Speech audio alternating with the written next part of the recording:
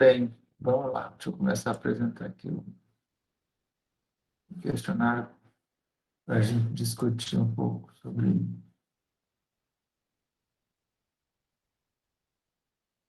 Escuta, vocês precisam caprichar mais no questionário, porque para ter nota, para ter presença, a nota tem que ser acima de 4. Até 4 fica sem presença. Né? Vai ficar com falta nas aulas aí. Ó, vocês estão vendo na tela? Então, uma das questões é essa aqui. Ó.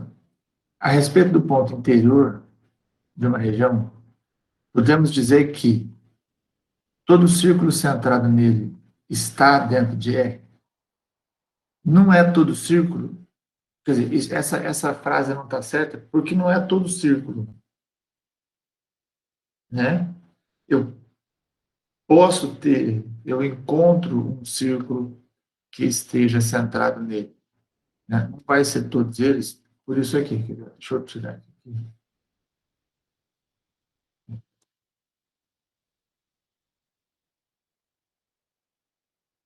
Deixa eu arrumar isso. Porque quando a gente fala em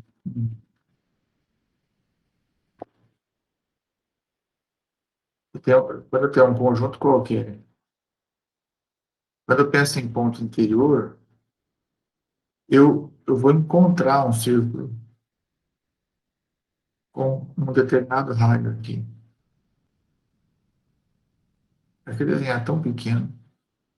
Tá, mas não é todo o círculo, porque eu posso ter círculo centrado nesse ponto, que vai ter pontos fora do conjunto. Né? A gente tem que tomar com as palavras que antecedem. Então, não é todo o círculo. Também não é essa outra, porque todo círculo centrado nele possui pontos de R e pontos fora de R, porque isso aqui não é para ponto interior, isso aqui é para ponto de fronteira, certo? Deixa eu só mudar isso aqui. Bom. Existe um círculo centrado nele que está todo contido em R. Isso é verdade. Para ponto interior, vai existir pelo menos um círculo centrado nele que essa é a definição de ponto interior. É um ponto que não mora na capital, isso aqui foi só uma idiotice eu tinha que fazer, não achava nada que valesse a pena colocar aqui, falei, deixa eu colocar uma besteira. Isso é igual o bipolar do outro. Sobre os pontos de fronteira de uma região, está errado dizer que todo círculo centrado nele possui pontos de R e pontos fora de R.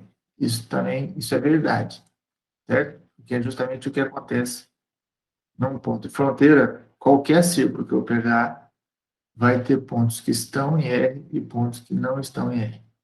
Mesmo se a minha fronteira for, como a gente viu na aula passada, só uma reta, né? Se a minha fronteira é só uma reta que não pertence ao domínio, todos os pontos da reta não pertencem ao domínio e são pontos de fronteira. Mas em qualquer ponto que eu pegar aqui, eu vou ter tudo isso aqui é ponto que pertence ao domínio e todo mundo que está na reta não pertence ao domínio, ou seja, satisfaz a mesma satisfaz a condição. O ponto de fronteira pode ou não pertencer à região. Sim, isso é verdade, porque é justamente isso que determina se o conjunto é aberto ou fechado. Quando ele pertence ou quando ele não pertence à região. Se ele pertence, é fechado. Se ele não pertence, é aberto. É o conjunto dos pontos de fronteira que define se um domínio é aberto ou fechado. Sim, são eles. Para alguns círculos centrados nele, teremos pontos de R e de fora de R nesse círculo. Não é para algum, é para todos. Certo? A resposta errada é essa última aqui. Porque quando eu digo que é para algum, significa que pode ter um que isso não acontece. E isso não é verdade.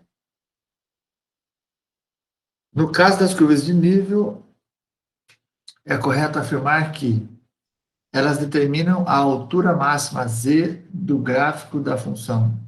Não, é o contrário, é a altura que determina quem é a curva de nível. Todos os pontos que pertencem a uma mesma curva de nível possuem a mesma imagem. O que vocês acham? Sim? Sim, é justamente isso que define uma curva de nível, né? Todo mundo tem a mesma imagem. O conjunto dos seus pontos está localizado no gráfico, ou superfície da função. Não. A curva de nível não está no gráfico, a curva de nível está no plano. As curvas são sempre circunferências centradas na origem. Também não, depende justamente do gráfico da função. Certo? O formato da curva de nível vai depender justamente da superfície. Hoje a gente vai falar bastante sobre isso. Assim eu espero. Em relação às funções de várias variáveis, é certo afirmar que é preciso trabalhar com as várias variáveis concomitantemente. Não dá para fazer isso. A gente sempre vai trabalhar uma a uma. Aplica-se o cálculo de uma variável em cada uma das variáveis, uma de cada vez. Sim, é isso que a gente faz. Quando a gente deriva uma de cada vez. No limite, a gente viu na aula passada que o limite para todo mundo junto é um horror, então a gente acaba usando mais o limite dependente. Aplica-se de uma só vez o cálculo de uma variável em todas as variáveis independentes. Não, isso é o mesmo que está escrito na primeira lá, também não é. No caso de apenas duas variáveis, sorry, é possível fazer os cálculos todos de uma vez só, justamente pelo fato de serem duas variáveis, alguma coisa assim. De serem apenas duas variáveis. Não. Bastou ter mais de uma que já dá problema, a gente tem que fazer uma a uma. Certo? Então, o correto seria essa segunda aqui. Ao definirmos a derivada parcial em termos de limite, qual das afirmações abaixo... Ai, que sono. Não está correto. Acordei muito cedo. Eu já estou trabalhando faz 4 horas. Eu acordei 4 horas. Eu já trabalhei metade do meu dia já. Mais 4 horas eu já posso descansar. Como se eu conseguisse. Vamos lá. Tá bom. Definirmos... está correto. Na derivada em relação a x, o incremento h é aplicado à própria variável x. Está certo? Está certo ou errado? Quando eu vou calcular a derivada em relação a x, o incremento h é aplicado na própria variável x. É isso. Isso está certo, porque é isso que a gente faz no cálculo 1, certo? Eu vou derivar. Lá como só tem uma variável, eu aplico o incremento na variável, aqui eu tenho que fazer a mesma coisa. A definição de derivada parcial utiliza a mesma construção da derivada de f de x, porém adaptada para funções de várias variáveis. Sim, é isso que acontece, porque... Opa, perdão. A gente faz a mesma construção, né? Quando a gente coloca o plano... Quando a gente constrói o plano ao longo do eixo y, quando eu fixo y, ou ao longo do eixo x, quando eu vou fixar o x, eu passo a ter uma função de uma variável só. Eu restringo a função para uma variável e aí eu faço exatamente a mesma coisa que eu fazia em cálculo 1. Ao calcular, aqui é para ver as que não estão corretas. Né? Qual delas? Ao calcular qualquer uma das derivadas parciais, senhor, encontramos a taxa de variação em função da função como um todo. Não, a gente nunca vai achar isso. Taxa de variação sempre vai ser em relação a alguma direção. A gente está aprendendo nesse primeiro momento em relação a x e em relação a y, e depois a gente vai calcular a taxa de variação em relação a qualquer direção. Certo? Senhor, quando calculamos a derivada parcial em relação a x, obtemos a variação da função na direção do próprio x. Tadã! Sim, óbvio. Alguma dúvida? Alguém ficou com alguma dúvida? Alguém quer fazer alguma pergunta? Alguma observação? Algum comentário? Nada? Embora. O povo ruim de falar, credo em coisa. Só queria fazer um comentário bem rapidinho, professor. Aquela do ponto da capital, eu falei, mas será que eu não vi a aula direito? Por que que esse negócio tá aqui? Aí o Alessandro mandou. Ah, eu falei, não é possível. Era só isso mesmo, professor. A ideia é só deixar vocês confusos. O que é isso que ele está falando aqui? Na questionário anterior eu falei assim, o binormal é porque ele é bipolar. Vocês não viram essa? Vocês não prestaram atenção nisso? No binormal teve um bipolar, né? Essas gracinhas que a gente faz que nem sempre dá certo. Na maioria das vezes não dá certo.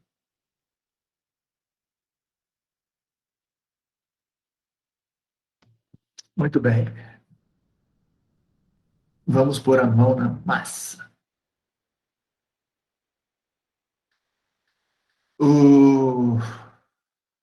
Eu quero ver com vocês hoje, se der tempo, eu queria fazer 3 exercícios. Eu vou dar 3 funções, acho que nenhuma delas está no livro. Não, uma delas acho que está no livro. E que não é da lista. O da lista é o 7, né?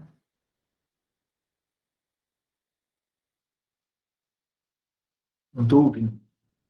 Isso, professor. Muito obrigado. Mas vocês tem uma preguiça de abrir o microfone, né? A câmera, então, já nem falo, porque é só 3 ou 4 que abrem mesmo, que é os que estão, é os que fazem eu me sentir vivo. Agora, microfone. Vamos lá. Então, para ver se a gente faz 3 exercícios. Esse aqui é o exercício 1, é o primeiro exercício, né, que vai do 1 ao 12. E eu vou fazer isso para três funções. Essa daqui, a gente viu a aula passada, a gente falou sobre ela, né? E eu quero fazer o exercício tudo a respeito disso aqui. Então, ó, o primeiro item é justamente o domínio da função. Quando eu olho para essa função aqui, existe algum ponto que impede de eu calcular a função?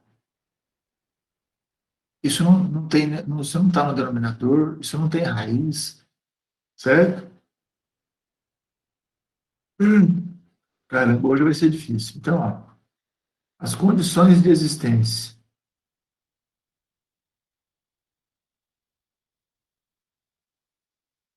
Eu posso aplicar isso para todo x e para todo y. Ou, se você preferir, pode escrever assim. Para todo x, y de R2. Sempre que eu tenho uma função que eu posso aplicar para todo mundo, essa vai ser a minha condição de existência. Então, opa,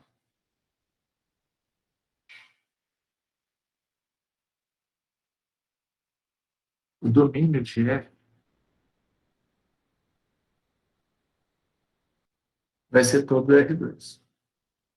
Simples assim, direto e reto. Certo?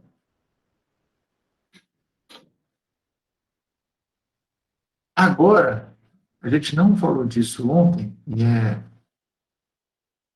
importante que a gente consiga ler isso, a imagem da função. Eu consigo estabelecer a imagem mesmo sem ter ideia de como é o gráfico dessa função. Certo? Vamos lá. Vou dar um tempinho para vocês pensarem, mas eu queria que vocês me dissessem quem seria a imagem dessa função. Lembrando que, quando a gente fala em imagem, aí sim, agora, a imagem é um conjunto, que eu vou chamar de imagem de F. Esse cara é um subconjunto dos reais. Agora eu não estou mais falando em R2. Agora eu estou falando de reais. Então, agora são pontos pertencentes aos reais. Certo? Porque a gente tem o domínio no plano.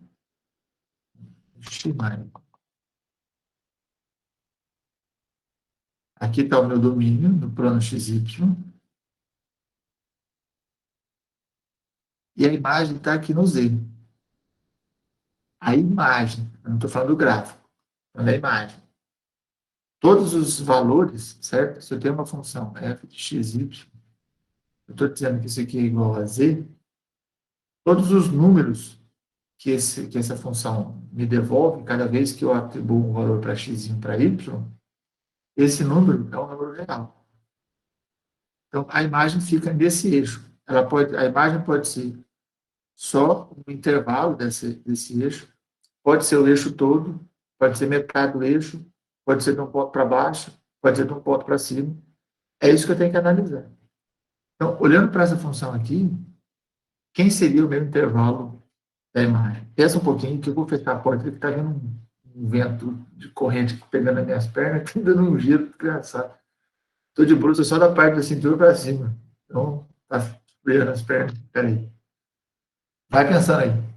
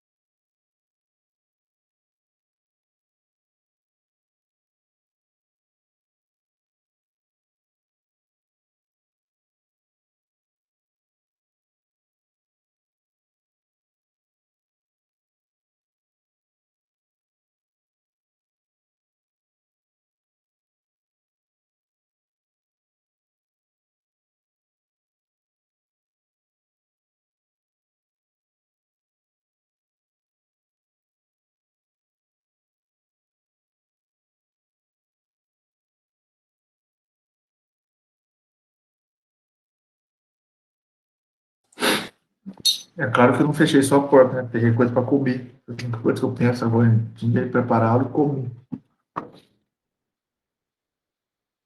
Vamos lá. Conseguiram chegar em algum valor para essa imagem? Professor, eu pensei no negócio, mas eu não sei se tem muito a ver. Eu também não sei se é isso que você quis dizer.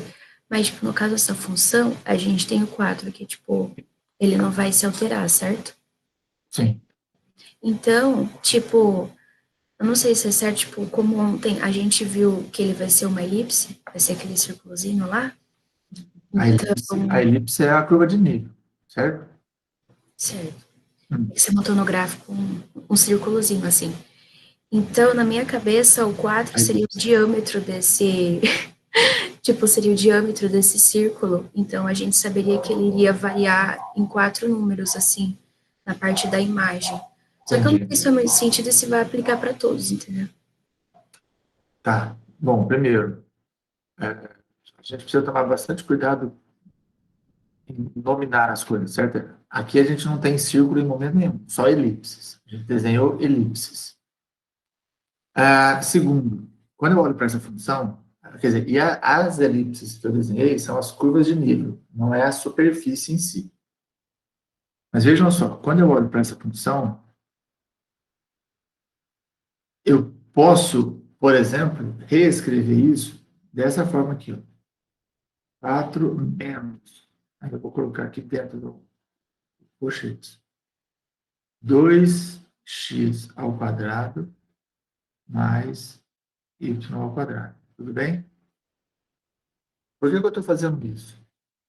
Quando eu olho para isso aqui, ó, esse cara está ao quadrado. Então, ele é positivo. Esse cara está ao quadrado, certo? Os dois estão ao quadrado. Então, os dois são positivos. Então, essa quantidade aqui, ó, é sempre maior ou igual a zero. Aqui faltou igual, porque eles podem ser iguais a zero. Então, vejam, a imagem dessa função, ela sempre vai ser 4 menos alguma coisa positiva. E não importa se o x e o y, em termos de valores de x e valores de y, se eles são positivos ou negativos. Então, se o x cresce positivamente ou se ele cresce negativamente, certo? Ou seja, se ele se expande para valores positivos ou para valores negativos, e se o y se expande para valores positivos ou para valores negativos, esse número que está aqui dentro do colchete, ele só vai aumentar. Vocês concordam comigo? Se eu pego x igual a menos 100 e y igual a menos 100, eu tenho menos 100 ao quadrado, que dá 1.000, 10.000. Menos 100 ao quadrado, que dá mais 10.000. Vezes 2, 20.000 mais 10.000 dá 30.000. Certo? Só que isso aí virou negativo, por causa daquele elemento da frente. Então, quanto mais longe da origem estão os valores de x e y, mais negativa é a imagem, você concorda? Qual é o maior valor que essa imagem vai atingir, então?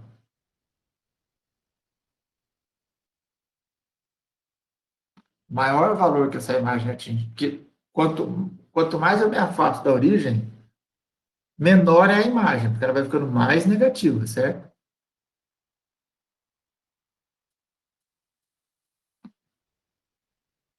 Não estou te ouvindo, Alessandro. 4, professor? Por que 4? Porque, por exemplo, se a gente pegar o ponto 00, vai ser o maior valor de z. Exatamente. Quando x e y valem zero, esse é o menor valor que isso aqui atinge. Como eu estou descontando isso de 4, e a minha imagem é 4 menos esse valor, quanto menor for esse valor, maior vai ser a minha imagem. Tudo bem?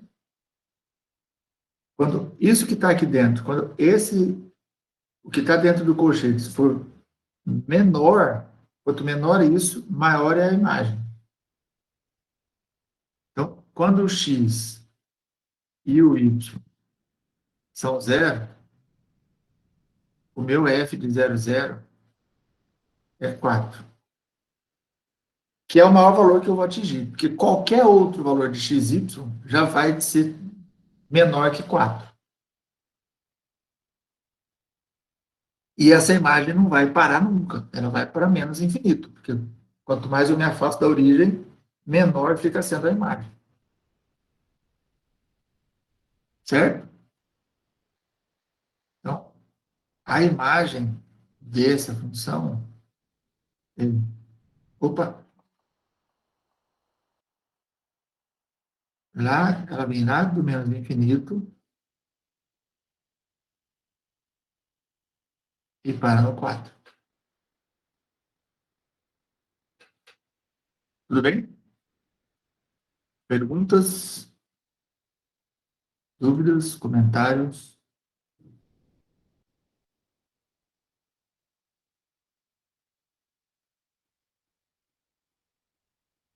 Nada? Tudo certo? Que beleza. Então, deixa eu usar o...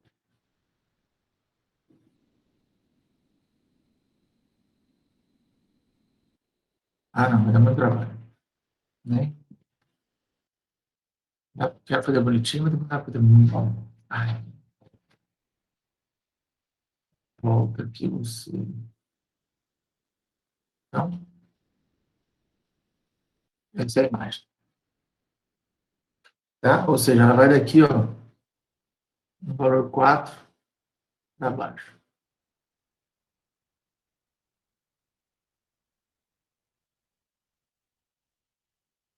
Ok?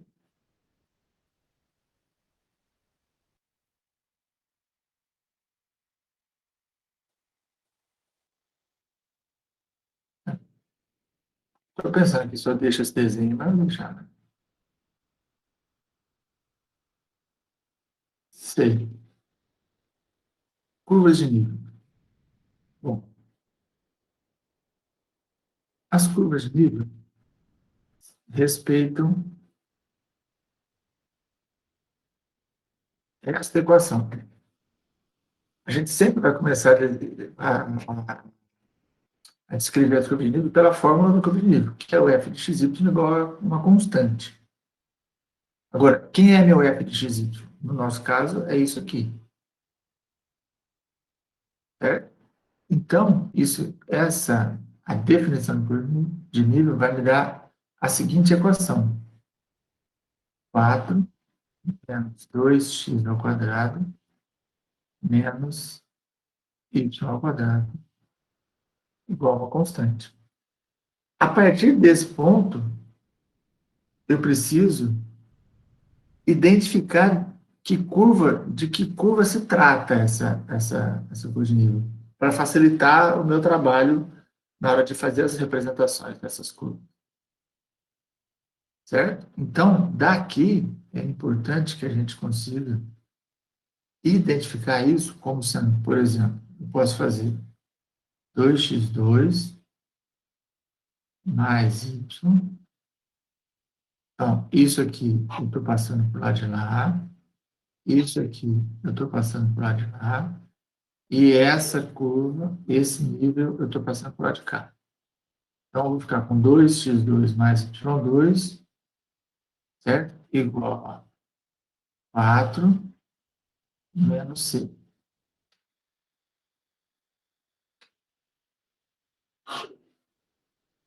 Tudo bem?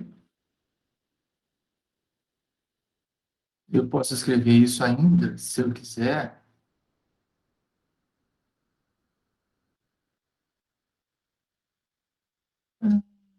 Tudo bem. Posso fazer assim. Não, deixa assim, melhor.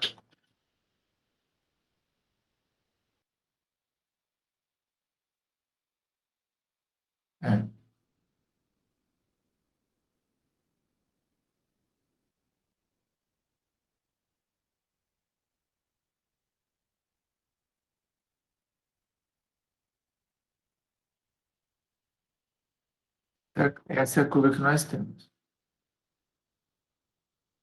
Agora eu vou atribuir valores por nível.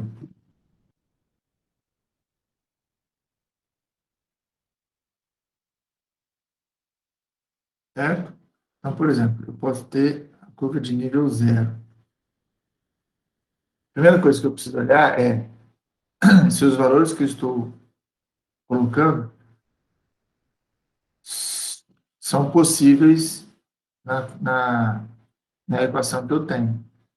Então, se eu colocar c igual a 0 aqui, vou ficar com o lado direito igual a 4, e aí é bem tranquilo eu observar que 2x² mais y² pode ser igual a 4. Certo? Essa equação tem solução. Então, quando o nível é igual a 0, por exemplo, eu vou ficar com a equação 2x² mais y² igual a 4. Aí, aqui, a gente pode dividir tudo por 4, chegar na equação de fato que identifica a curva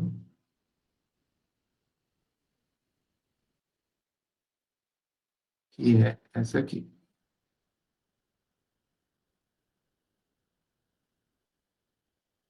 Essa curva é o que a gente realmente está procurando. Esse aqui é uma elipse. O A igual a raiz de 2 e o B igual a 2. Certo?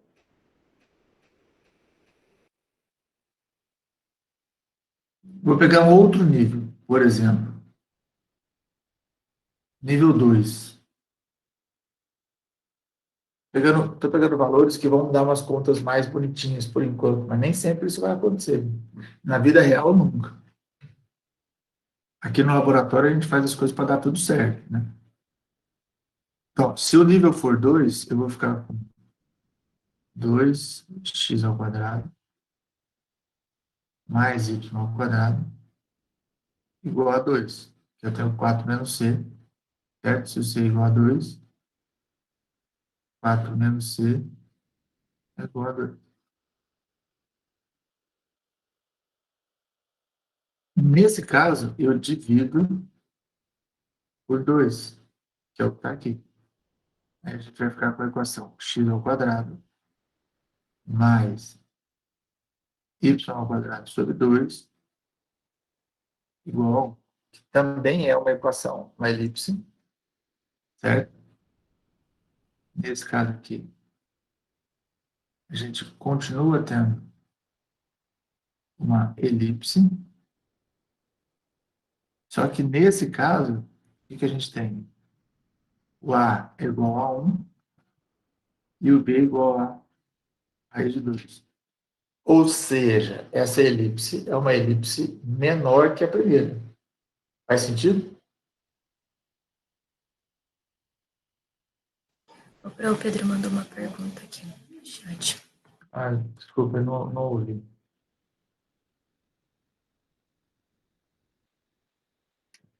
A pergunta é, o valor máximo que C pode atingir é 4? O que vocês acham? Seria a resposta.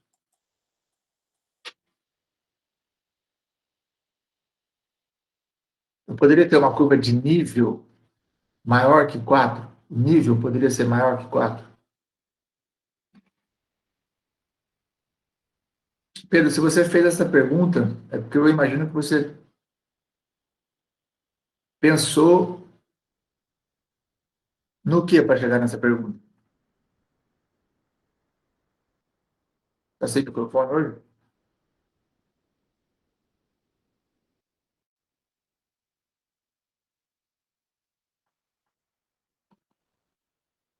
Vou pegar uma folha limpa.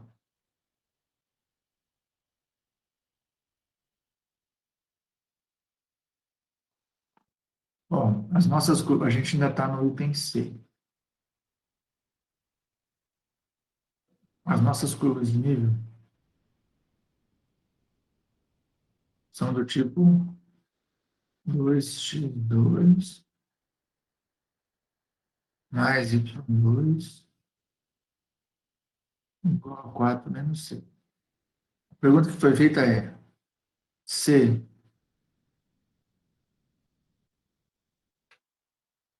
pode ser maior que 4?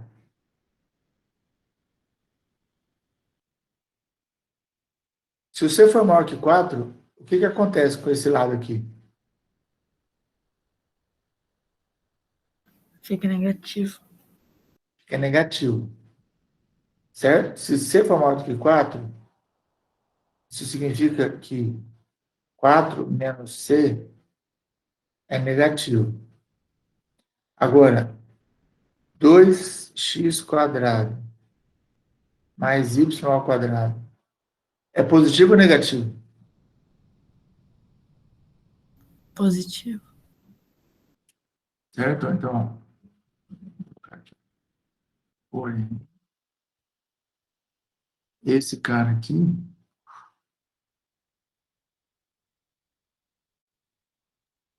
é sempre maior ou igual a zero. Por quê?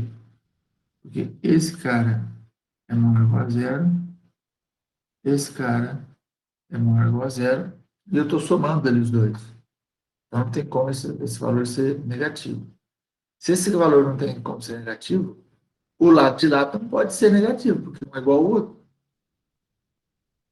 Certo? Então, ó, C tem que ser menor ou igual a 4. É observável, Pedro. É até legal a gente fazer essa avaliação.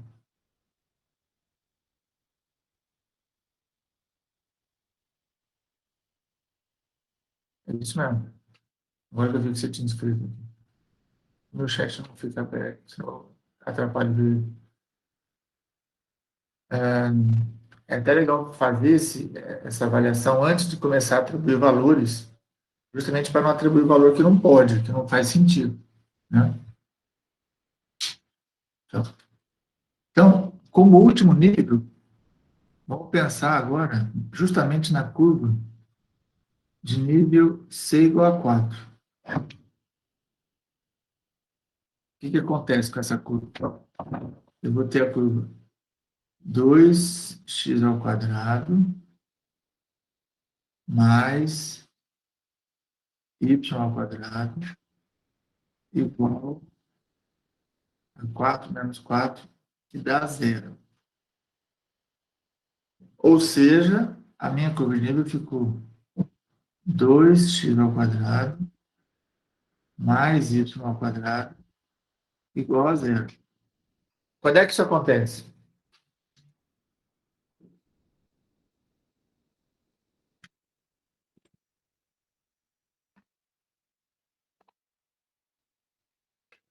O que acontece quando tem essa situação?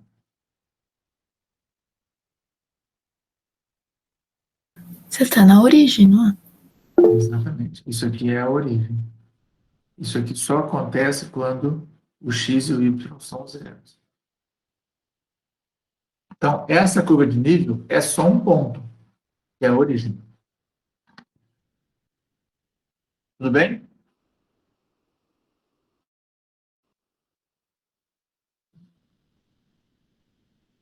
Então, vejam. Se eu for lá para... Então,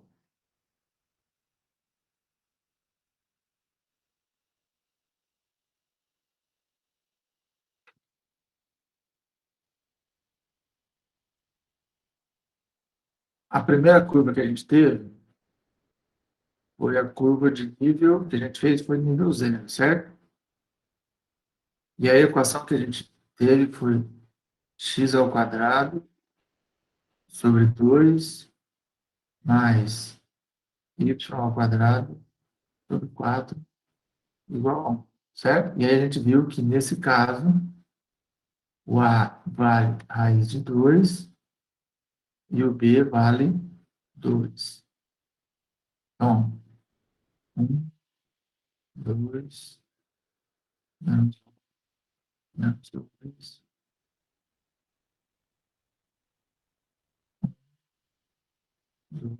1,5, um pouco menos de 1,5, vai dar raiz de 2. 2 está para lá, 1,5, um pouco menos.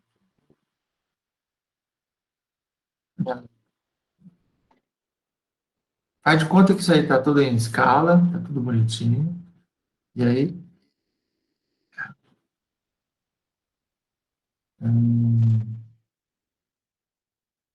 a gente vai ter... Nossa, nunca.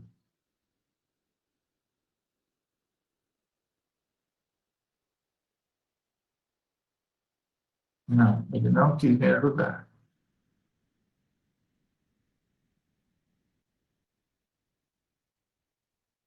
Que saco. É muito grande. É, isso eu não gosto. Vou dar uma exagerada aqui, né? Tirar um pouco a escala. Só para exagerar, né? no formato da elipse. Vou diminuir aqui. Aqui eu tenho raiz de 2 e aqui menos raiz de 2. Então,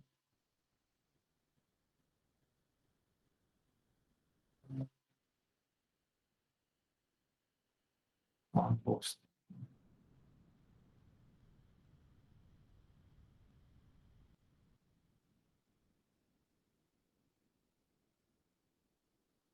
Fazer um ovo de Páscoa, mas tudo bem, né? A base ficou muito mais larga que a parte de cima, mas tá valendo. É quase uma elipse. Certo? Essa é a elipse de nível 0. Ok? Depois a gente fez uma outra elipse de nível 2. E aí a gente obteve a equação x ao quadrado sobre 1, não é isso? Mais, eu dividi isso. Aí aqui é 2, né? Ou seja, nesse caso, o A vale 1 e o B vale raiz de 2.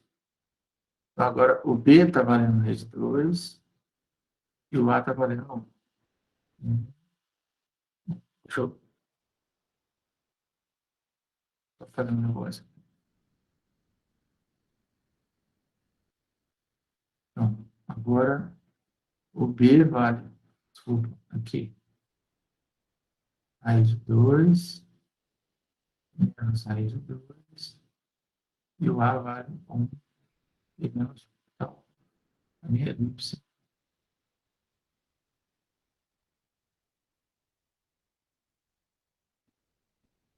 fica algo parecido com isso. Ela deveria ser mais igualzinha, mais centrada, tá?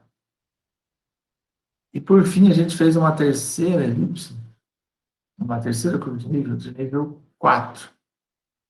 E a gente chegou à conclusão de que eu tinha a origem. Ou seja, eu só tinha esse ponto. C igual a 4. Deixa eu aqui eu tenho C igual a 2. Tudo bem até aqui? Vejam só. Lá no GeoGebra, eu fiz essa função. Aqui, ó. Se ele funcionar. Acho que ele tem um pouco de preguiça, ele demora um pouco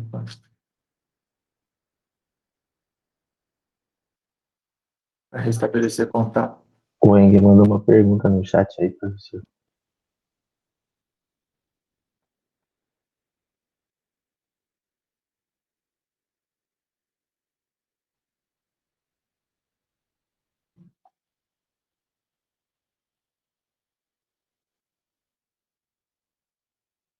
Ah, você está de brincadeira, filho.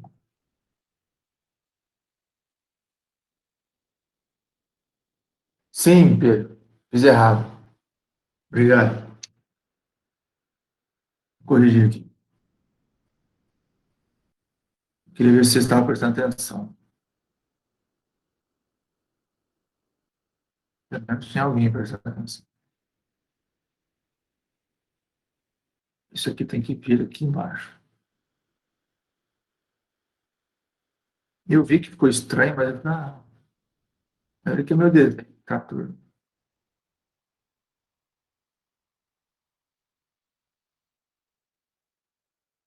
Agora, o bichinho do GeoGebra que não está afim de funcionar. Que saco. Vamos ver se eu consigo abri-lo de novo. O princípio é para estar salvo. Se não tiver salvo, eu choro, depois eu parto de novo.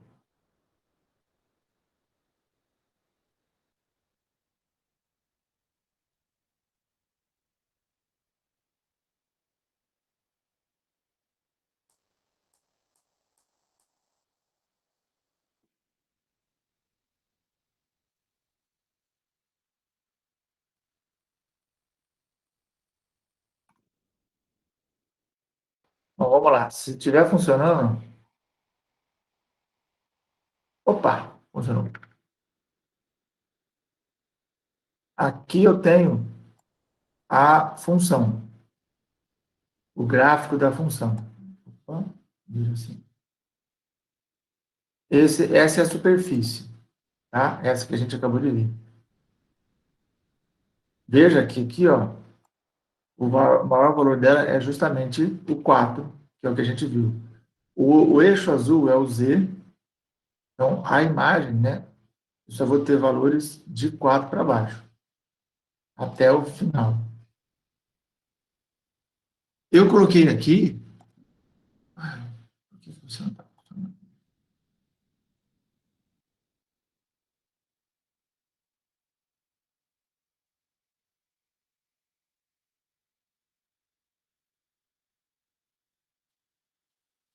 Ah, não importa.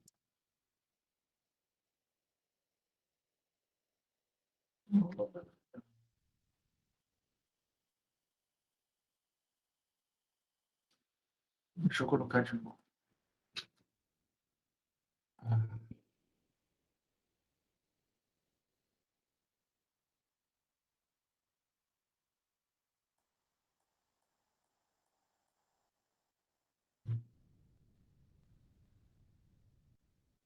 Ó, a curva de nível, é que eu tive que apagar ali. A curva de nível disso aqui é justamente é, 2 vezes x ao quadrado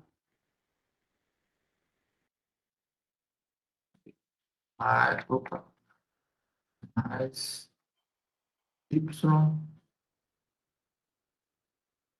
quadrado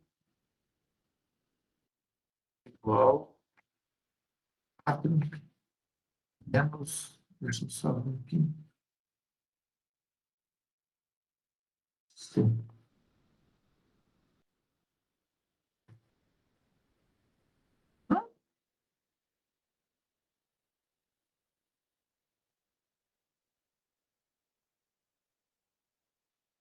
Aqui,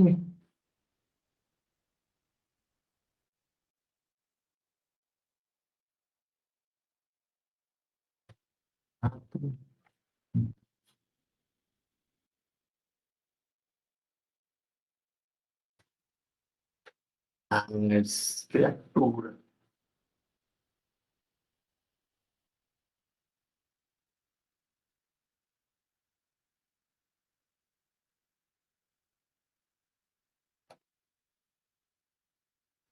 Por que você não...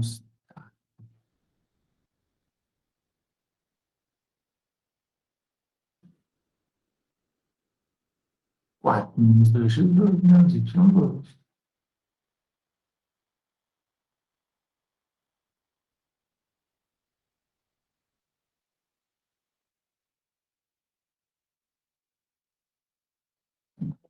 Ah,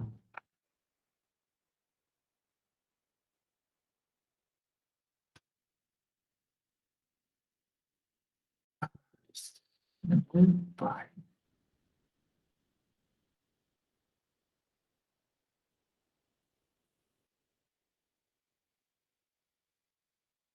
Vou tentar de novo. Quando não dá certo, a gente apaga para outra vez. Pô, tinha ficado tão bonitinho. Tudo bem que vocês não dão a menor bola para as coisas que eu faço, mas eu dou. Ah, cadê abrir? Urgente. Não quero acreditar.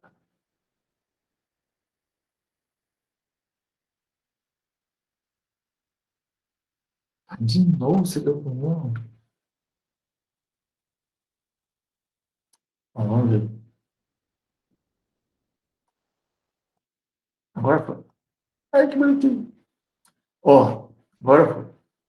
Aqui está a superfície. Aqui estão as curvas de nível. E aqui está o nível. A curva de nível, eu sempre vou desenhar no plano. E quando eu olho para... Vou pegar um nível maior. Ó, o que a gente percebe? Quando eu estou num nível mais alto, no meu nível mais alto, a minha curva de nível, obviamente, que vai diminuindo, porque o formato da superfície faz isso. O que seria essa curva de nível? Ela nada mais é do que a interseção da superfície com o plano de nível que eu estou escolhendo para a curva. Então, se a curva é de nível 3, eu vou fazer a interseção com o plano de nível 3. Eu tenho uma equação de plano aqui, em algum lugar aqui, peraí. Aqui. Esse é o plano. Então, o que a gente observa? A interseção do plano com a superfície dá exatamente a curva de nível, tá vendo? Só que a curva de nível fica lá embaixo, no plano. Eu consigo observar, por exemplo, eu consigo fazer a parametrização dessa curva e olhar para a curva na superfície. Entendeu? Então, à medida em que eu pego níveis diferentes, a minha curva em volta da superfície aparece e eu tenho a imagem dela lá embaixo, aqui, ó, que é justamente a curva de nível, que é essa aqui, ó, dando lá de baixo. As duas têm que ficar uma em cima da outra, tá vendo? Essa aqui que eu estou vendo. Espera aí que estão tocando aqui, espera um minutinho.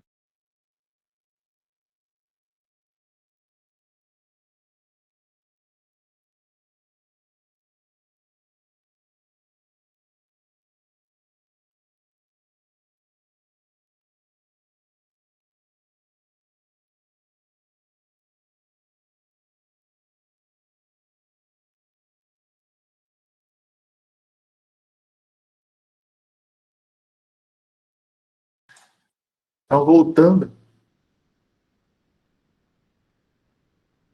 eu tenho essas curvas aqui, certo? Essas parametrizações aqui vocês sabem fazer. A gente já viu isso na primeira parte do curso.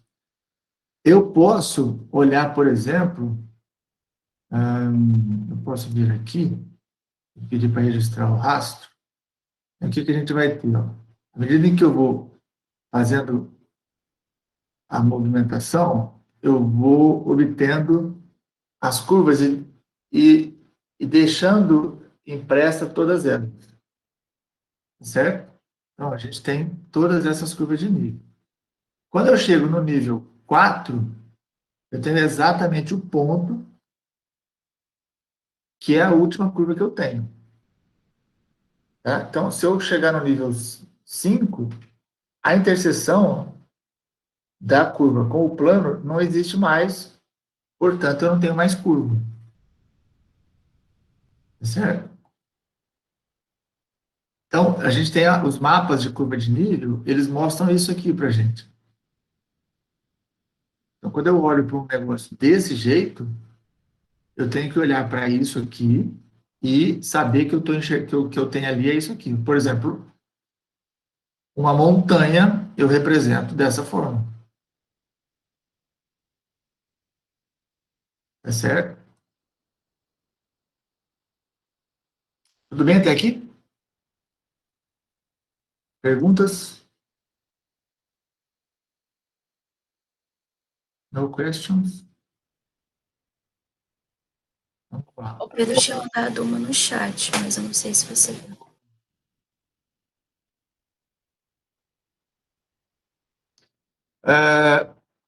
Tem mais coisa aí.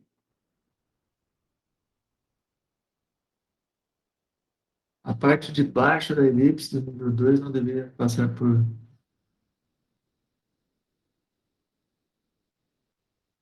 Isso eu já tinha visto. Foi o Weng, achei que tinha sido o Pedro. Foi o Weng, obrigado. O Pedro colocou aqui, professor, então isso vai ser fechado, porque pode ser circulado.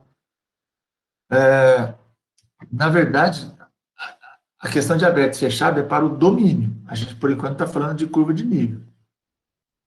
A gente vai chegar lá na classificação do domínio, mas a gente não falou dele ainda. Beleza? Tudo bem, Pedro?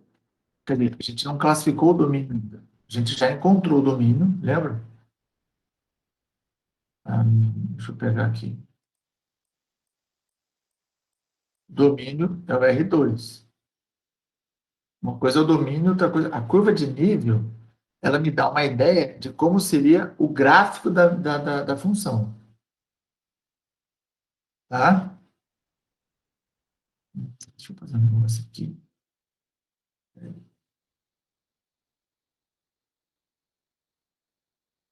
Hum, não precisa.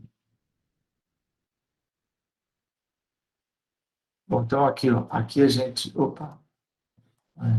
Deixa eu... Aqui a gente tem as curvas de nível, certo? Todas as três que a gente fez, né? A gente sabe que as curvas de nível são elipses. A maior delas, a mais alta é nível 4. E níveis negativos, até onde eu posso ir com esse C?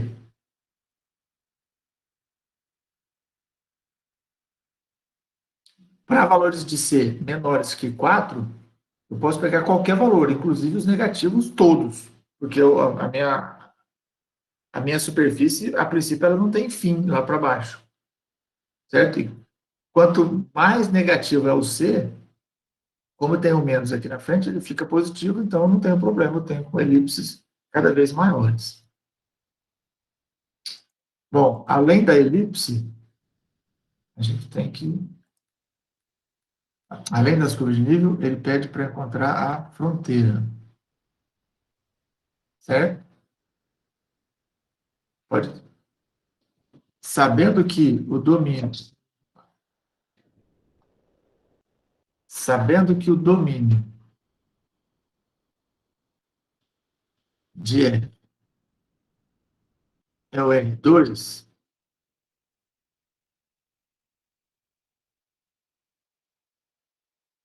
quem é a fronteira desse conjunto? A gente viu isso aula passada, no último exemplo.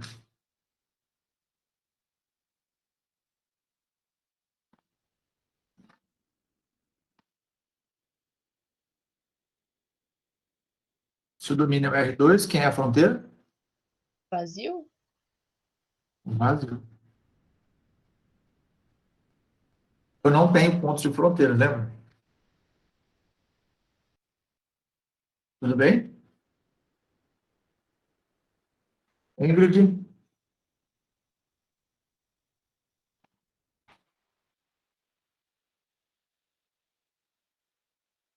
Por fim, o livro, ele coloca o E e o F. O E para classificar em aberto e fechado e o F para classificar em limitado e limitado. Mas aí aqui ia ficar feio porque ia passar do quadradinho aqui. Aí eu achei que eu ia... Não gostei, eu parei no E. Coloquei tudo num só. Então eu toque. Eu não ia colocar o F sobrando aqui, ó, nem a pau. Não ia conseguir. Então, o E eu vou classificar em aberto, fechado, limitado e ilimitado. Quem é que nós estamos classificando? Esse conjunto aqui, ó. Certo? Então, o R2, em termos de aberto e fechado, o que nós vimos na aula passada? O que ele é?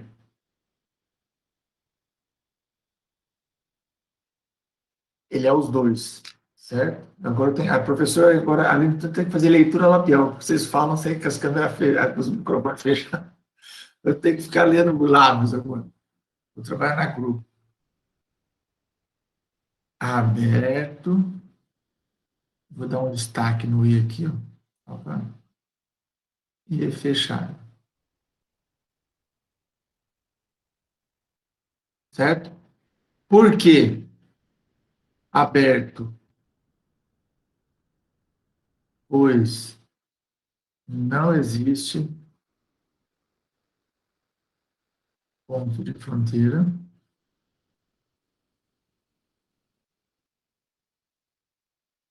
e ele é fechado porque o conjunto dos pontos de fronteira, que é o vazio, está contido em R2, que é o domínio. É bem tosco isso, né? Mas é verdade.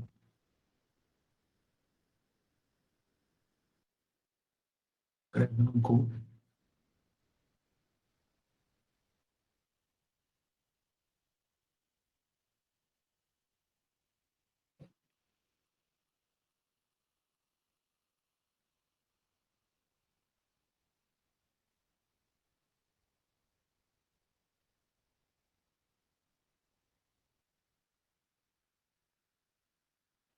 Certo? Ele é fechado porque o conjunto de fronteira está contido no domínio.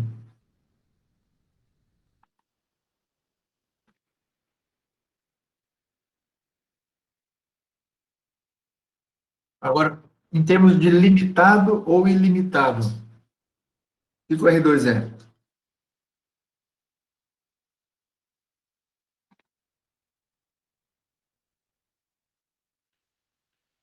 Ilimitado. Ilimitado? O Daniel, você entendeu que o nem aberto nem fechado está errado?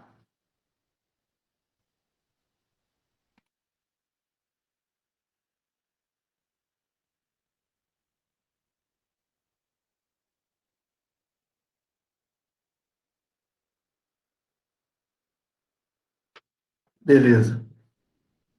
Ilimitado. Por quê?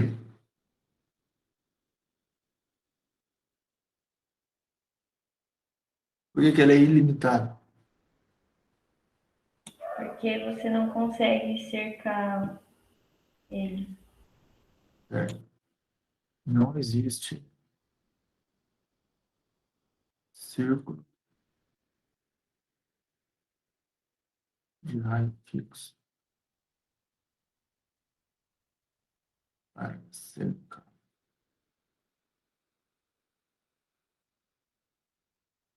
Beleza, mano?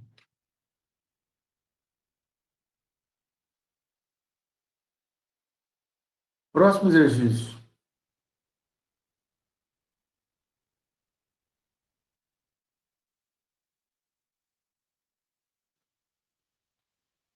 Ln de x quadrado mais y quadrado.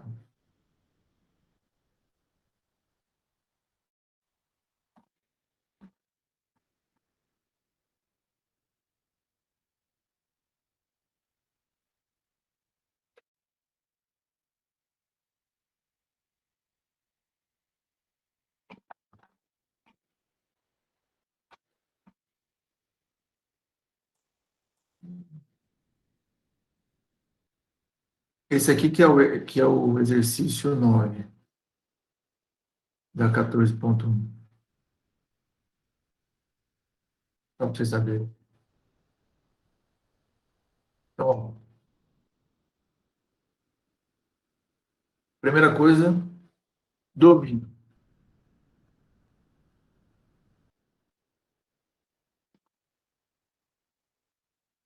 Qual é a condição de existência aqui?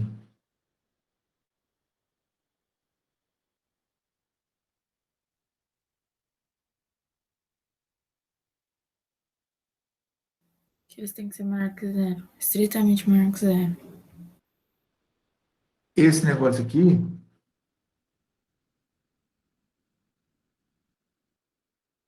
eu tenho uma condição, certo? Que o Ln não é aplicado em valores negativos e nem no zero. Né? Isso aqui tem que ser estritamente positivo. Então, a minha condição de existência é que x ao quadrado mais y ao quadrado seja estritamente positivo. Bom, a princípio, a gente sabe que esse cara aqui, por estar elevado ao quadrado, é maior ou igual a zero, e esse aqui também, por estar elevado ao quadrado, é maior ou igual a zero. Então, x ao quadrado mais y ao quadrado é maior ou igual a zero para todos os pontos do R2. Certo?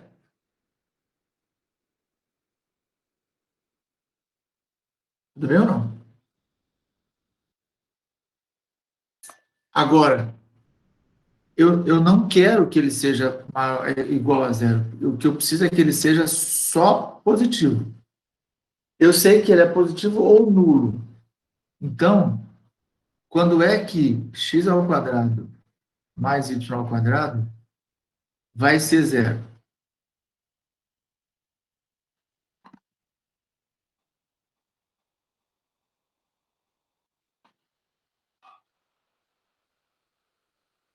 Hum?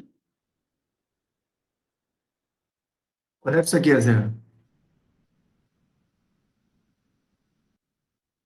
Como esses dois caras são positivos, eu estou somando os dois, isso aqui só dá zero quando ambos forem zero.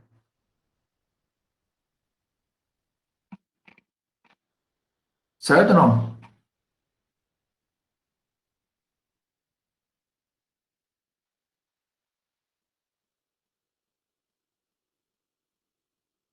Então, quem vai ser o meu domínio?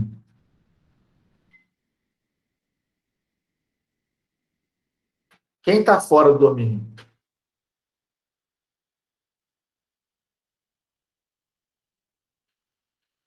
Pô, participa, dá uma ajudazinha aí, porque o professor fica perguntando para. Não pode ser a origem lá, professor. A origem tem que estar fora, certo? O diálogo ajuda, sabe? A gente dá aula, é muito ruim ficar dando aula sem falar com ninguém. Isso não custa nada. A origem não pode estar, certo? Ou seja, o meu domínio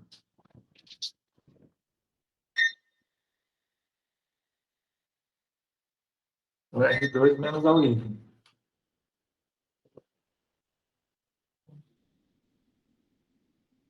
Nesse caso, se aplica igual a ontem, tipo, eu falaria de y, não pode ser quando x for igual a menos y. Mas se o x for igual a menos y, dá zero?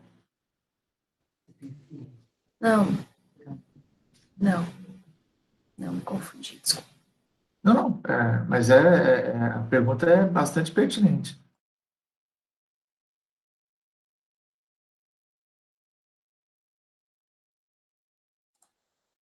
Bom,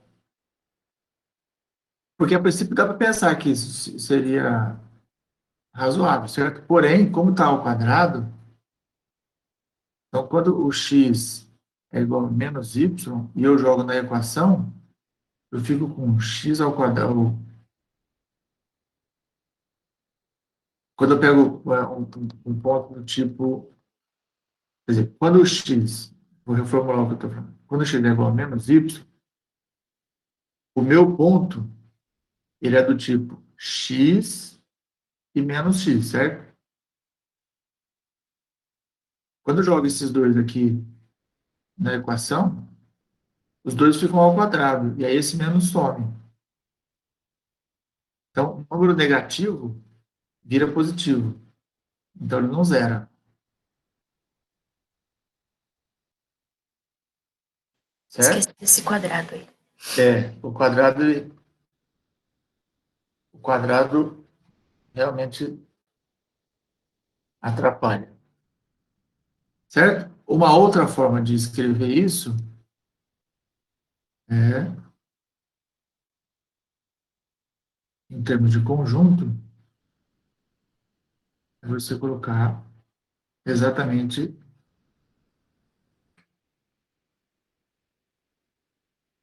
a condição que não pode ter.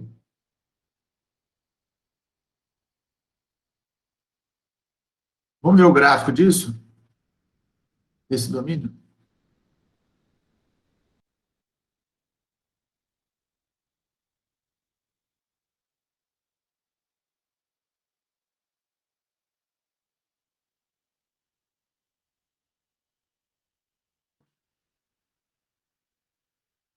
Como é que eu desenho o gráfico disso?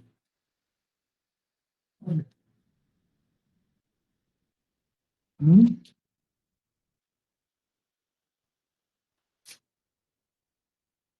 Como é que eu desenho o gráfico do domínio?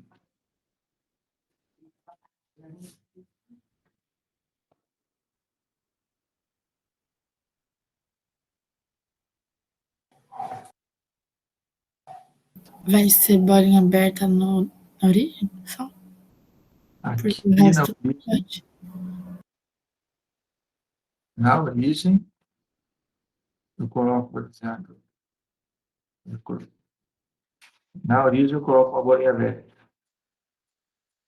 E no resto, posso riscar. Professor, mas nesse item precisa fazer o gráfico na lista ou não? Olha, eu acho que eu nem sei se na lista está falando, se não, ele não está falando, mas eu aconselho vocês a fazerem os gráficos. Até porque, para classificar em aberto e fechado, limitado e ilimitado, a visualização do gráfico ajuda muito. Então, assim, vale a pena fazer, entendeu?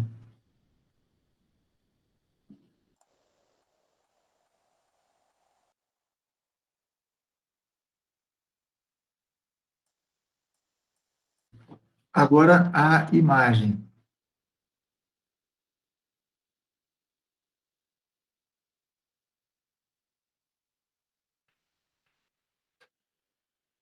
Qual é a imagem dessa função? Quais valores o ln pode assumir?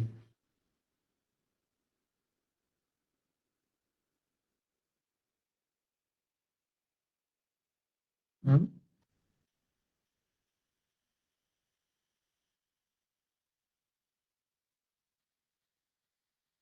Daniel mandou no chat, só positivo.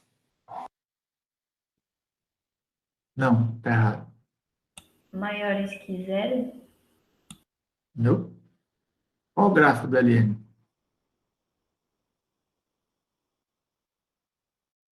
Uma coisa é o domínio, outra coisa é a imagem. Qual é o gráfico da função ln? É aquele que vai tendendo assim Não é assim, ó? Então, o gráfico dessa função, quando eu olho para a imagem dessa função, qual é a imagem dessa função? A imagem não é o eixo y? Se esse negócio está subindo e ele está descendo, qual é a imagem disso aqui?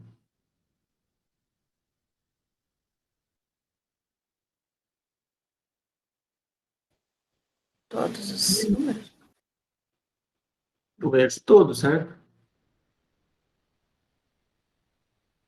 Eu vou ter o eixo todo.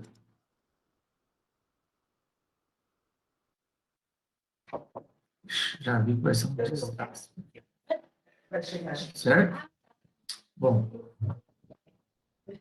o fato de eu ter duas variáveis no meu domínio não muda o comportamento do ln enquanto imagem. O gráfico é diferente, mas a imagem continua sendo um eixo só. Como eu estou falando de ln, a imagem disso aqui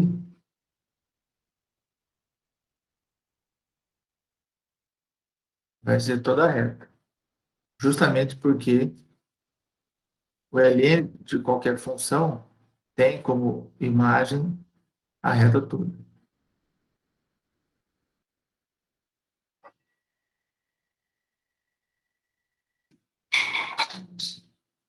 Ok?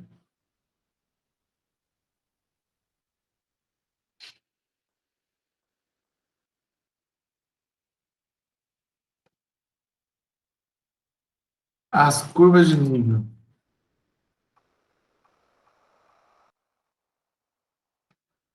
As curvas de nível são justamente quando f de xy é igual a c. O que significa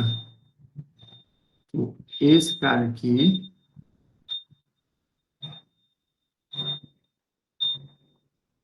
tem que ser igual assim. Não dá para deixar desse jeito. Isso aqui não dá para pensar que tipo de curva é isso. O que a gente pode fazer aqui? Eu fico tentando a participação de vocês na aula, porque o meu papel é tentar garantir com que vocês aprendam. Se ninguém se manifesta, e eu fico aqui falando, eu não consigo mensurar o quanto vocês estão assimilando do que eu estou falando. Então, se vocês não se manifestam de forma alguma, a avaliação que eu faço é: ninguém está aprendendo. Entende? Então, o cara vem de manhã, numa sala, na casa, com criança. Espera aí, gente, só um minutinho.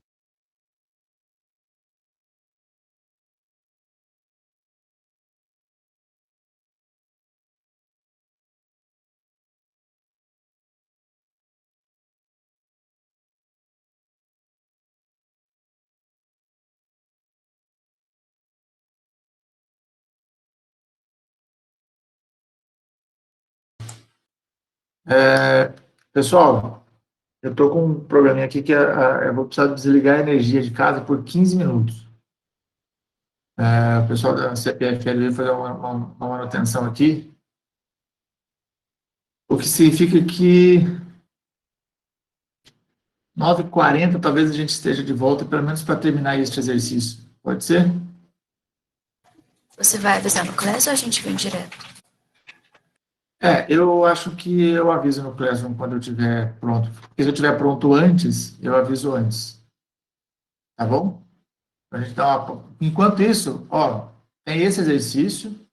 Vão pensando aí, né? Vamos adiantar um pouco. Faz todos esses...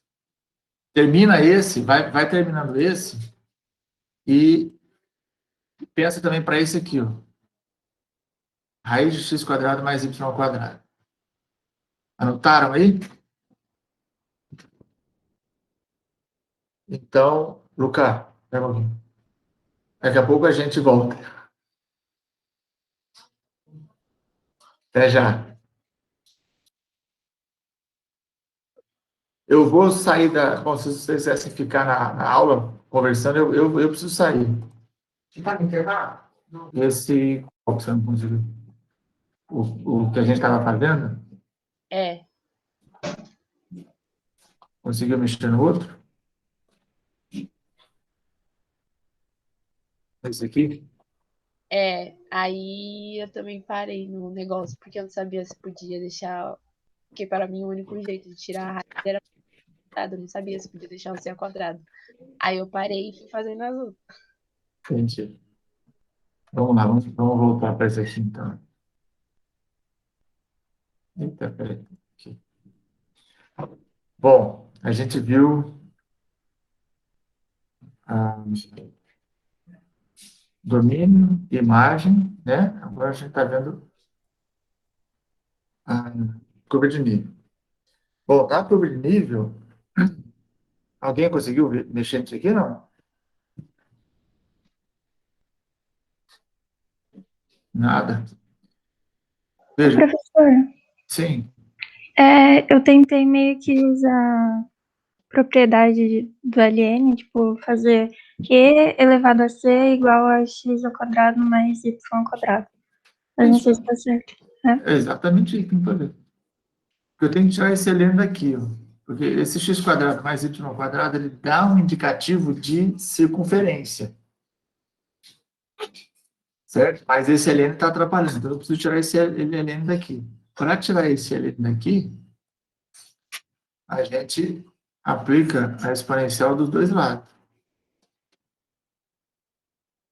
Certo? E aí, quando eu aplico essa exponencial, do lado de cá, sobra x² mais y².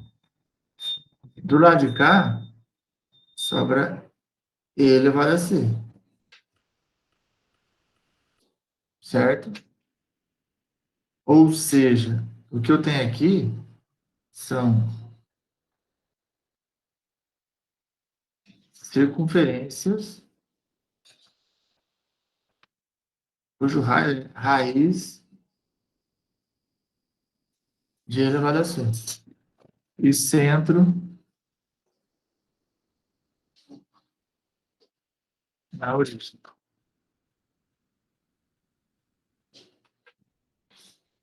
Certo?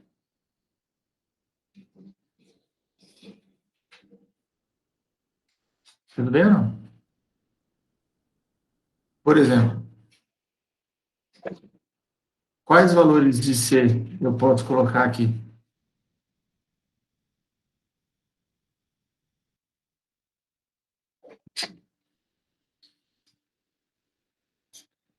Eu vou tentar, nessas últimas 5 minutos, fazer uma aula sem fazer pergunta. Assim a gente tenta terminar. Ó, eu vou falar as coisas que precisam ser faladas. Se vocês tiverem dúvida, vocês me perguntam. Se vocês não tiverem dúvida, eu não vou conseguir ajudar. Se vocês não falarem comigo, eu não vou conseguir ajudar, tá bom? Eu vou só fazer a minha parte. Eu acho péssimo fazer isso, mas já que a gente não está tendo comunicação, então pelo menos eu falo o que precisa ser falado. Então é o seguinte, ó, como trata-se de uma função exponencial, o domínio da exponencial são todos os números reais. Então, o meu nível aqui pode ser qualquer valor real. Eu não tenho restrição ao nível.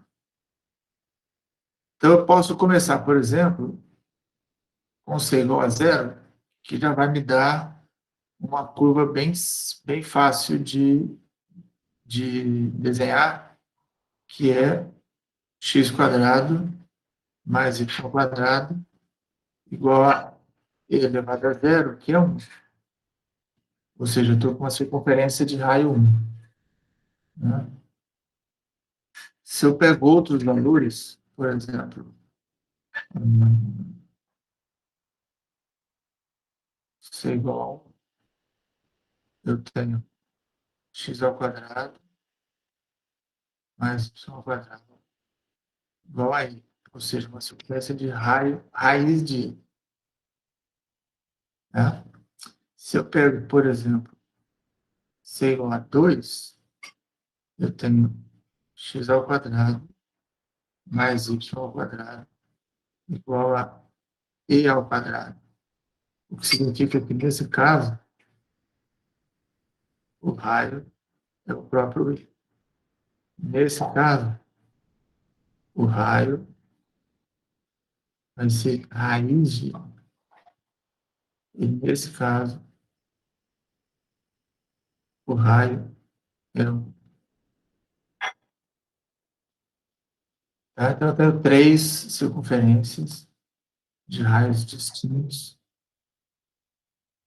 com curvas de nível desse negócio aqui.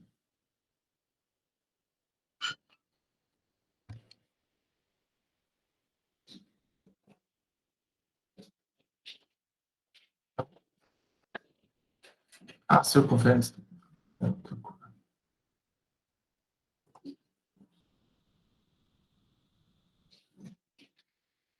No nível 0, eu vou ter uma circunferência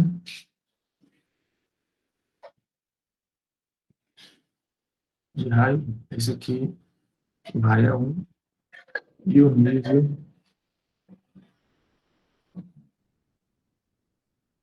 aqui é o 0.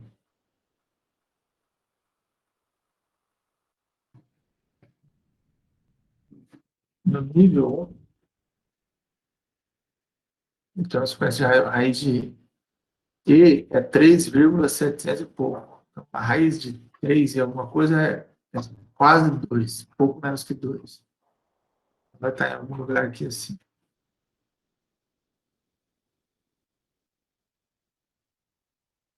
Isso aqui é raiz de,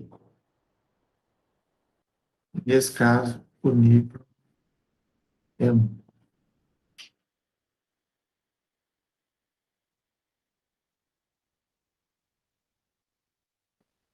No nível 2, o raio é o próprio leito, ou seja, 3 quebradinhos. Deixa eu mudar aqui, aumentar essa.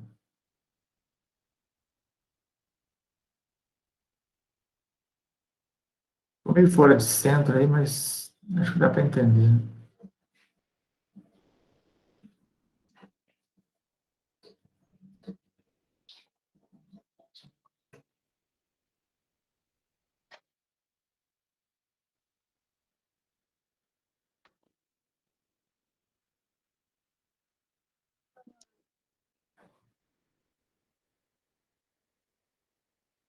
E aqui esse é o nível 2. A gente tem circunferências concêntricas com algumas variações. Isso aqui seria melhor quando a gente desenha mais dentro da escala, porque isso faz muita diferença para a gente entender a superfície. Deixa eu ver se eu consigo. Eu acho que eu fiz essa aqui comum. Vamos ver se esse GeoGebra vai acordar, ou se eu vou ter que começar todo mundo. Gente, que saco esse negócio. Trava.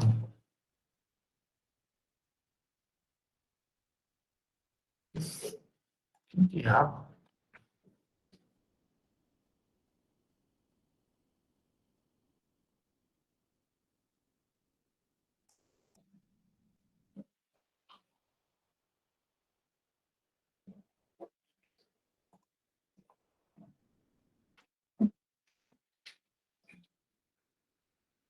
Vamos ver aqui. A curva agora.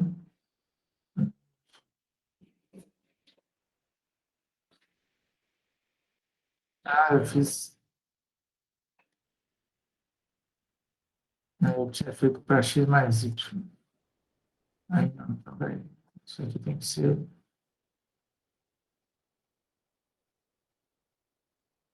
X mais Y.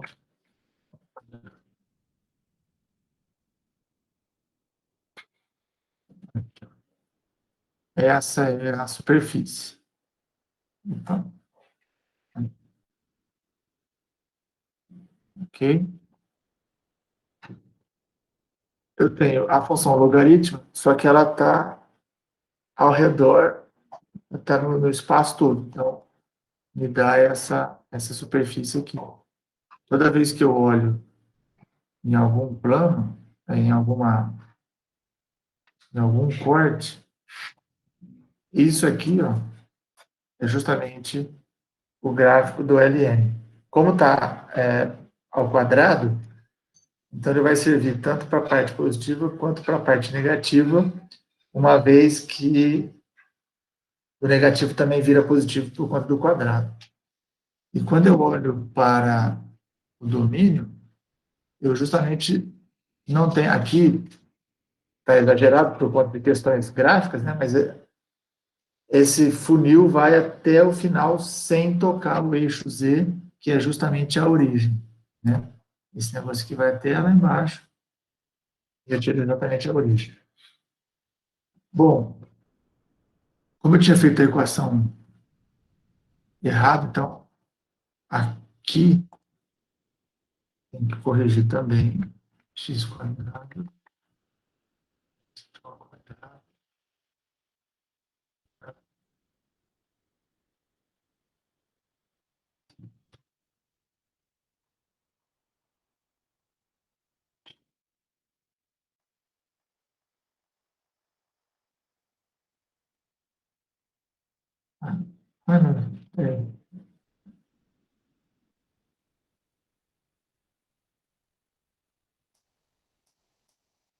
Não, isso aqui, não.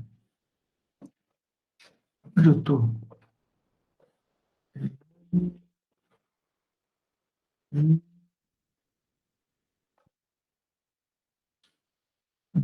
Peraí, só um pouquinho. Tá, a equação.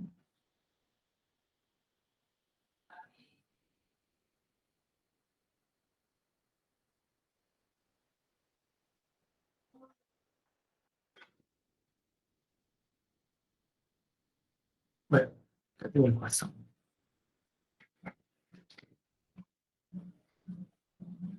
Aqui a superfície.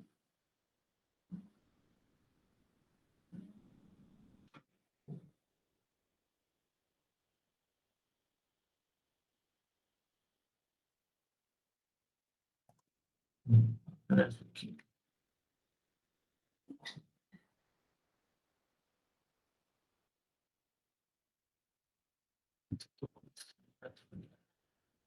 Mas subiu a equação? Ah, tá aqui. Espero que a hora que eu digitei, ela foi lá para baixo. Por isso que eu não estava achando. Ó, o que acontece aqui? Mesmo nas curvas de nível negativo, eu continuo tendo uma circunferência. Porque a função exponencial, ela não é nunca negativa.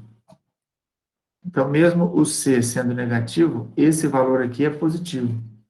Por isso que eu posso aplicar para todos os c's reais. Então, por exemplo, aqui eu estou com o nível -1 e eu tenho uma curva de nível aqui. Tá? Tá lá dentro.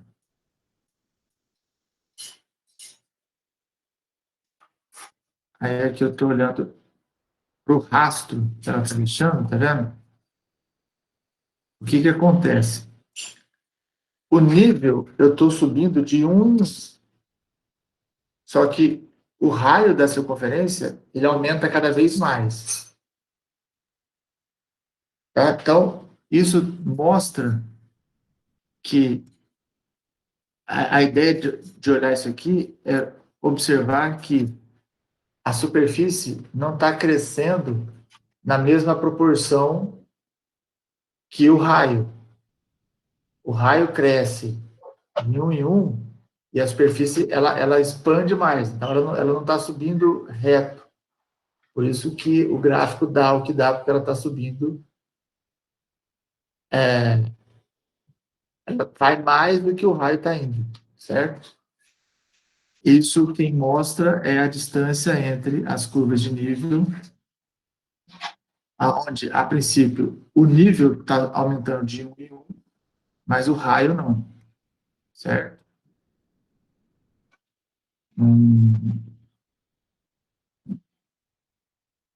Vamos lá. Continuando onde eu estou, tira isso aqui, curva de nível.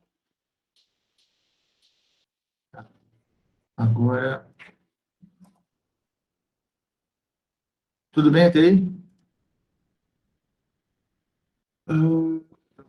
Bem. O domínio, a gente viu, nesse caso, que era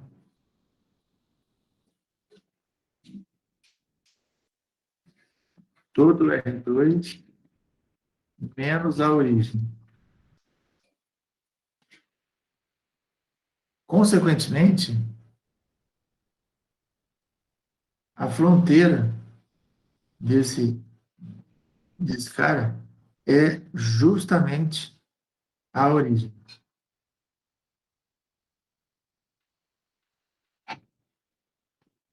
Certo? Como eu só tenho esse ponto fora do domínio, ele é o único ponto de fronteira que existe entre os que estão no conjunto e os que estão fora do conjunto, que é ele próprio. Tá bom? E, por fim, a gente precisa classificar em aberto ou fechado.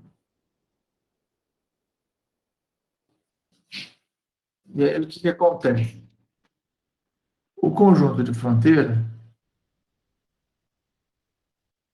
é justamente o conjunto formado pelo ponto 0, 0.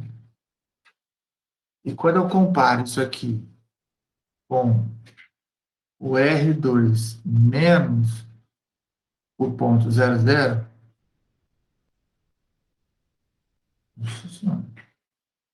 eu justamente percebo que esse conjunto não está contido aqui. Porque esse cara é justamente todo mundo menos ele. Então não tem como esse cara estar aqui. E esse cara é justamente o domínio de E. Então, como o conjunto de fronteira não está contido no domínio do conjunto, no próprio domínio, a gente tem que esse domínio é aberto.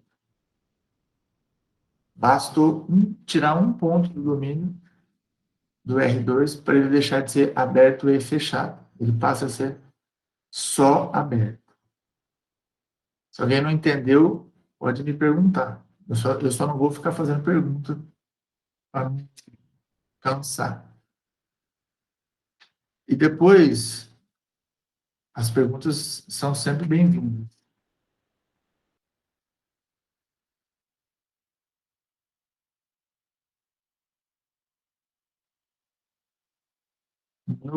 Na questão do limitado ou ilimitado, ele continua sendo ilimitado. Porque eu continuo não conseguindo cercá-lo. Tá?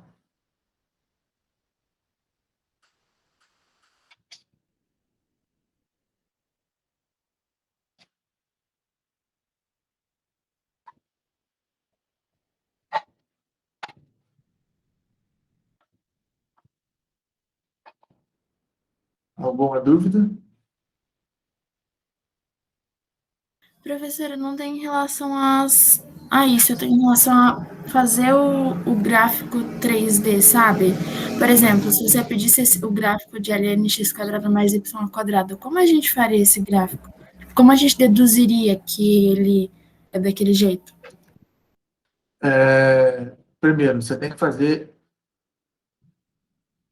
com o máximo possível de escala as curvas de nível.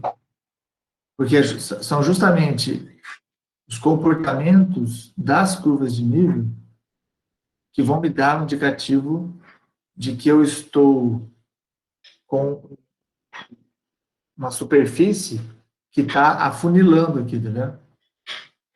À medida em que eu faço a minha variação de níveis, eu percebo que ela está afunilando. Então, isso aqui para mim é um buraco. Porque eu sei que eu estou descendo o nível, os níveis estão descendo, estão em valores negativos, e eu tenho uma circunferência cada vez menor. Então, eu tenho que olhar para isso e enxergar isso como um buraco. E, por outro lado, eu tenho que perceber que as circunferências estão cada vez aumentando muito mais rápidas do que o nível está crescendo. Então, essa superfície, ela não está crescendo assim, por exemplo. Ela não pode ser uma superfície que cresce assim.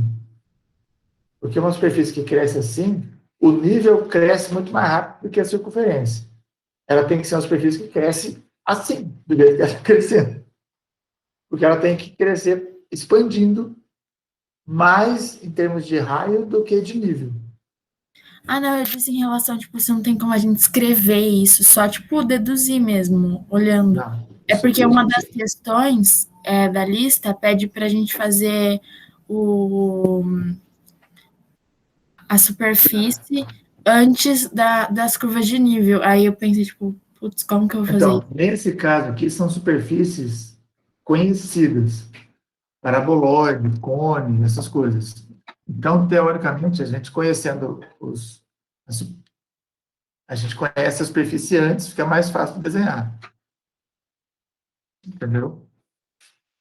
Por serem superfícies conhecidas, é que ele pede. Essas assim, que nem esse exemplo agora, não é o ln de x2 mais y2, não é uma superfície conhecida, embora seja bastante usada para descrever muita coisa, mas não é conhecida. Sim. Normalmente, né? Tudo bem? Respondi? Opa, respondeu. Obrigada. No exercício em particular, teoricamente são curvas mais conhecidas, tá? Então, daria para fazer. Dá para fazer a princípio. Último exemplo. São 10, vocês têm aula agora? Vocês têm, né? Então deixa. Depois eu me empolguei aqui. Na sexta-feira eu comento sobre isso aqui. Tentem fazer. A gente faz esse e a lista. Tá bom? Beleza, professor. Então tá bom, gente. Até sexta. Tchau, pro, até sexta. Tchau, tchau. Tchau, professor. Boa semana. Tchau, professor. Até sexta. Valeu, até.